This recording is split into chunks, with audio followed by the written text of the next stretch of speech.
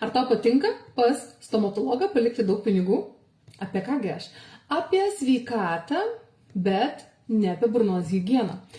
Galiu patarti ir apie ją, bet ar tu žinai, kad taupant, nesižiūrint savo rūgščių, refliuksų, viskas, kas susijęs su rūgštimis, kurios atsiduria mūsų gerklėje, kai mes jas jaučiame ar ne, ėda mūsų emalį.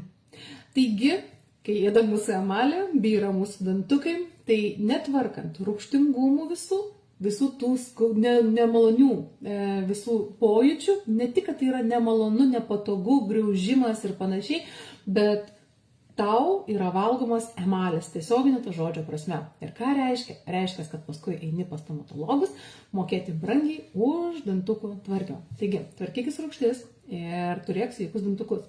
Jeigu nori sustvarkyti rūgštis natūraliais papildais, prasuko vaikas ir neužsuko, tai labai rekomenduoju šios gėrius. Ką jie daro? Jie tvarko rūgščių, cholesterolio, cukraus kiekį organizme, ar ne? Kai sako, ar mažina ar didina rūgštingumą alavijas?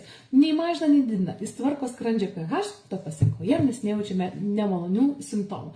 Taigi, sutaupyk ant dantukų tvarkymo, geriau jauskis nuostabiai su natūraliu papildų iš gamtos su alaviju. Ir vienu šūviu nušausi kelius zuikius, nes sustiprinsi imunitetą, nuraminsi rūgštis, nuraminsi refliuksą, sustvarkysi žarnyną, detoksikuosi, pripildysi į gerųjų medžiagų, mažinsi uždegimus, reiškia, imunitetas bus stipresnis. Ir čia ir grožio, ir sveikatos visi elementai.